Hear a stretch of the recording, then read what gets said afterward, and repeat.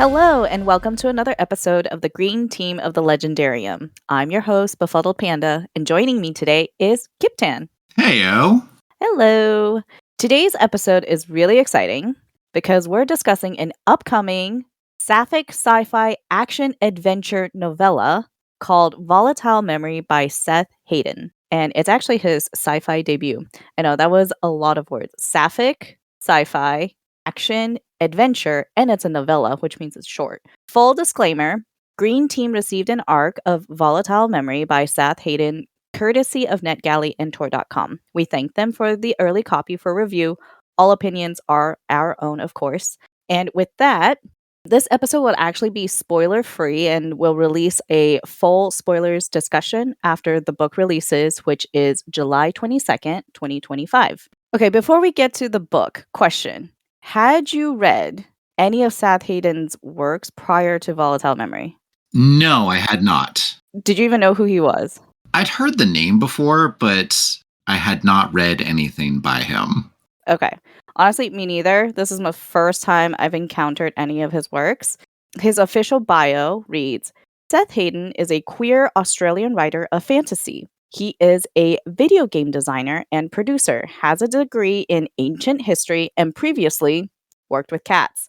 He lives in Sydney with a deaf 18-year-old cat. Some of his previous adventures include exploring Pompeii with a famous archaeologist and being chased through a train station by a nun.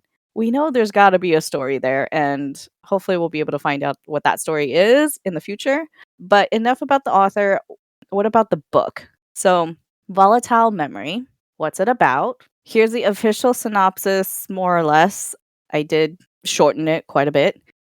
With nothing but a limping ship and an outdated mask to her name, Wyla needs a big payday. When the alert goes out that a lucrative piece of tech lies hidden on a nearby planet, she calls on all the swiftness of her prey animal instincts to beat other hunters to it. The tech turns out to be a really advanced version of a mask in the form of a hawk. This mask contains the memories of a dead woman, or maybe I should say the consciousness of a dead woman, maybe. The corporation that made the mask wants it back and will do anything to capture Wyla and Hawk. Together, the two of them try and stay out of the corporation's grasp. But this is actually how Seth Haddon described the book in a YouTube short. At its core, it's two queer women getting revenge. It's identity surviving in a capitalistic hellscape, and it's exploring what to do with anger that has nowhere to go. This book is also said to be This Is How You Lose the Time War meets Ex Machina. So, what do you think? Do you agree with that comparison? And keep in mind, this is spoiler-free. In very many ways, I do agree with that comparison. It's got the AI aspects of Ex Machina for sure, and the sapphic star-crossed love of This Is How You Lose the Time War. Yeah, I agree. And it's short. Like both of them. Like, wait, is Ex Machina a Novella. It was a novella? Or Okay. short. Yeah, one of the two. I mean, where do you draw the line, really? I mean, technically it's worth Us fantasy readers, it's under 300 pages. That's a novella, right? Yes. Oh, it's under 100 pages? Short story. Yes, actually. Although, I wonder, are any of Brandon Sanderson's short stories actually over 100 pages? Probably. I don't think he calls them shorts, though. He doesn't say he writes short stories for the most part. No. So what do you think about the story in general? Just general impressions. Well, I can tell it's a first foray into sci-fi a little bit. Okay. There's some parts which I'm just like, okay, I gotta suspend all my disbelief on this aspect of the tech. Yes. Some very interesting ideas about batteries, among other things. That's not a spoiler. Truthfully, I did not read that closely. It reminds me a little bit of Murderbot, though Yes. the tech aspects are not done quite as well. But there's very many comparisons that I would make to the Murderbot Diaries with Volatile Memory. Okay. Yeah, we can talk a bit more in the spoiler section about that.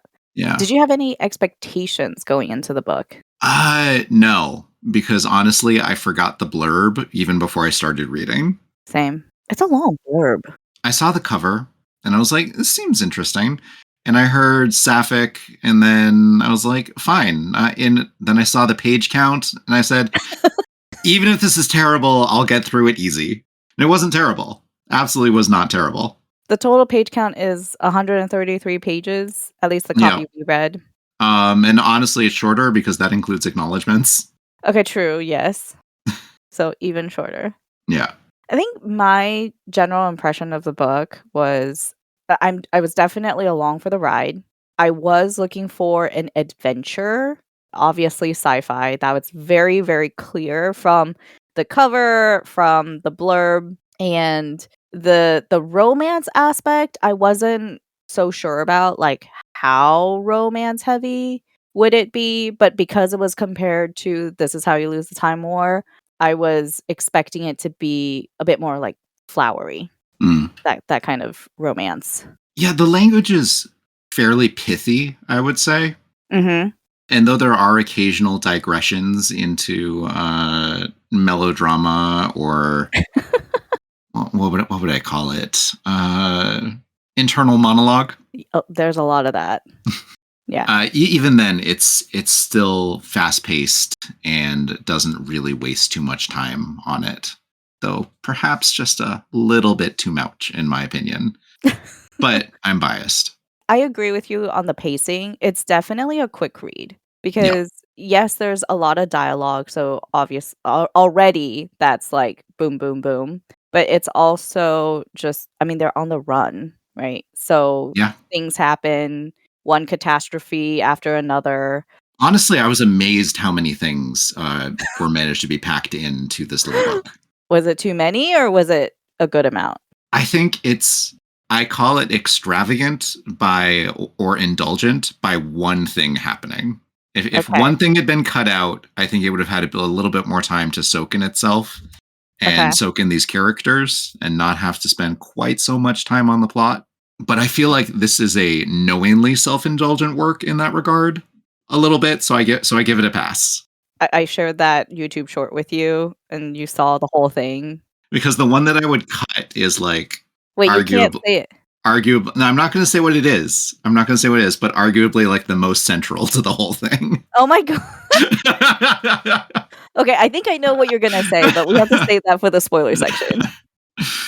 And that just clearly shows that me and the author don't have the same purpose for this work, and that's fine. Yeah, fair. I mean, it's definitely a very intentional piece of work. It's Yes. not necessarily as like, let's explore the things. It's they had a message that they wanted to convey. Yes, for sure. So last like couple things in the spoiler-free section. I do want to touch on the writing style because I think it is I'd like to touch a helpful. lot on that. Okay, but not too much where we get into spoiler territory because we No, can talk more just about that. just the style. Just Yeah. the style. I do think it's important for people to know ahead of time going in to have the Second right person? expectation. It's second person, which could be jarring, but it leads to a very intimate reading experience. Yeah. And it's not entirely second person, but it is Yeah. mostly. Okay, so what are all the things you have to say about the writing style? Like I said, it's pithy, it's fast, it's extremely emotional. The pronouns can be a little bit confusing in the second person. Mm. And I feel like I caught maybe one instance of one sentence, which I felt like there might have been a typo. But Okay. Well, we are reading an arc. Keep that in mind. We are reading an arc. But I think it's doing really interesting experimental things with points of view and fragmentary writing style, which are things that I love. Mm-hmm. And with just a little bit more work, Seth Haddon could be making some of my favorite books. Oh.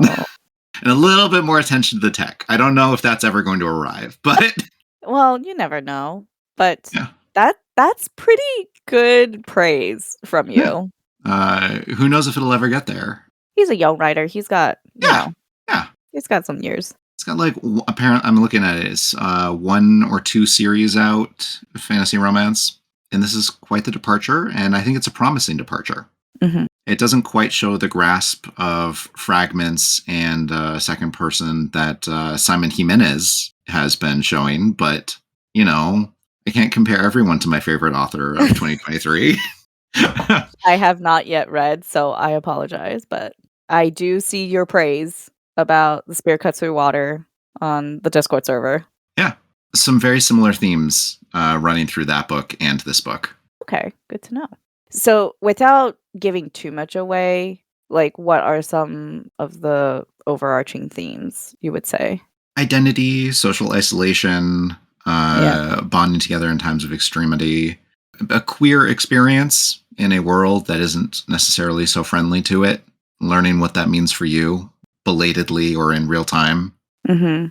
having pieces of the past exposed for review, a chronological storytelling. Yeah. That's a pretty good sweep. And definitely it's like a very specific queer experience, which I don't want to give too much away because this is such a short book. Yeah. Just go into it. I was worried that the blurb revealed too much, but it really doesn't. Like the blurb barely sets you up for the first chapter. Yeah, agreed. Do you have anything more to say about the writing style? Also reminded me of the Archive Undying a little bit. Which I did promise I would read, didn't I? Mm, a few people have promised that to me. No. Well, get it on the schedule. Which that is not a novella. No, that one is all about interfacing with tech that nobody understands and is quasi godlike. Oh, great. Okay. Crazy AIs and very self-hating protagonists. Oh, lovely. Not this book. Well, actually, No. yes. I Yes. mean, Kind yeah. of. Yeah, Okay, kind of. never mind. It does. Yeah, so overall, like, I really did enjoy the writing style once I got used to it. Once I realized what was happening, overall, it was a fast reading experience. I mean, people definitely could read this in, like, one sitting if they really Oh, wanted to. easily. Easily. Yeah. It's just a little heavy at times, so The you words might are a little want. dense, and occasionally, very occasionally, there'll be something that's a bit clunky that threw me out of the flow. Okay. But I jumped back in. I kept going. Yeah. So, can you think of, like, who you would recommend this book to? Huh. I would recommend this book to people who are fed up with testosterone a little bit. Uh-huh. I would recommend this book to people who think that Hackers is a documentary. Oh, okay. I would recommend that was a backhanded slap. Um, Are we keeping that in? we could. Okay, it stays in. I would recommend this book to people who want to imagine what their life would be like with an animal overlay. Isn't that so interesting? We didn't even Yeah, really talk about the masks, but yes, they're we can't all really talk about the masks. I mean, in general, right? Because it does say, like, prey animal instincts, like, the masks Yeah. are modeled after different animals Yes. and their characteristics. They're a very fun part of the story. I don't think they're always used self-consistently. Sure. So sometimes they're just used to advance the plot when something needs to happen. Yeah, I would agree. It was also really interesting trying to just imagine what these masks look like. I mean, we get a version of it on the cover. I am not a fan of how there's a named metal and we get very little about it. You just wanted more world building. Is that a crime? No. Okay. But that's not the intention. No. We get it. We get its physical characteristics. We get what it looks like and feels like, and that's all that's important. Yes. If the author wanted to, they totally could have stretched this book out more and, like, filled it No. in. I don't think this book You should don't have been think so? stretched out at all. I think it's exactly the right shape and size for what it is. Not with even more world building? If it had more world building, it would turn into Murderbot Diaries. Yeah, okay, It would be fair. a direct competitor. I don't know if, like, direct competitor, but there are a lot of similarities. But yeah, I mean, I would recommend, like, if you do enjoy Murderbot, give this book a try because there are a lot of similarities, especially around identity, and what does it mean to honestly be free Yeah. and autonomous. I don't think this is a book that's trying to change anyone's mind. I think it's very much a book that's trying to give wish fulfillment to a certain LGBTQ plus audience. I agree. Like I said, I think the message is very intentional. It's not trying to sway anybody. It's just wish fulfillment is a good way to describe it. And was it satisfying, would you say, overall? Parts of it, absolutely satisfying. Oh, yeah. Yeah. Parts of it reminded me of old trauma, but other parts of it, Oh. yay, happy. The wish fulfillment part is that there are certain situations that if you were in them and you know, relate to these characters, there are certain things that you wish you could do, and, you know, some of it does happen. There's definitely a moment or two where I'm like, yeah, I wish I could do that. Yeah. And, you know, also any moment where there's a person with a spaceship. I'm like, I wish I could do Well, that. that's true too. Yes. Any last bit of spoiler-free thoughts? I look forward to seeing what else Mr. Haddon does. And I might go actually pick up the Reforged series that's been on my TBR for 3 years now. Yeah. Oh, so you've known of this author. Vaguely, only vaguely. Okay. Yeah, I think maybe it was more, like, well-known perhaps in Australia and not necessarily the international market. Oh, should we give a rating? Do you want to? I gave this a 4 stars on Goodreads, but Yeah? I would consider it like a 4, somewhere between a 3.75 and a 4.25. That's a big range. It is a big range. The technical sci-fi reader in me wants to go for the 3.75 just for how some of the technical aspects were handled. Sure. But if I'm going just based on, you know, vibes and moments that were cool, absolutely 4.25. Okay, so I think that evens out to a 4. Yeah. Yeah. And Okay. and the person who's looking at points of view in me says, yeah, 4. I would agree with a 4. I think this is a solid 4 book. I definitely don't regret reading it in the slightest. So Yeah, me neither. And I do think, to your point, like, this is an author to watch. I know they're working on, like, a prequel of their Reforged series, which I haven't really looked into that and probably won't be as interested. But if he does write more either in this world or another sci-fi world, I'd be interested. okay. Well, thank you, Kip, for joining me on this episode. Thanks for roping me in. About Volatile Memory by Seth Haddon.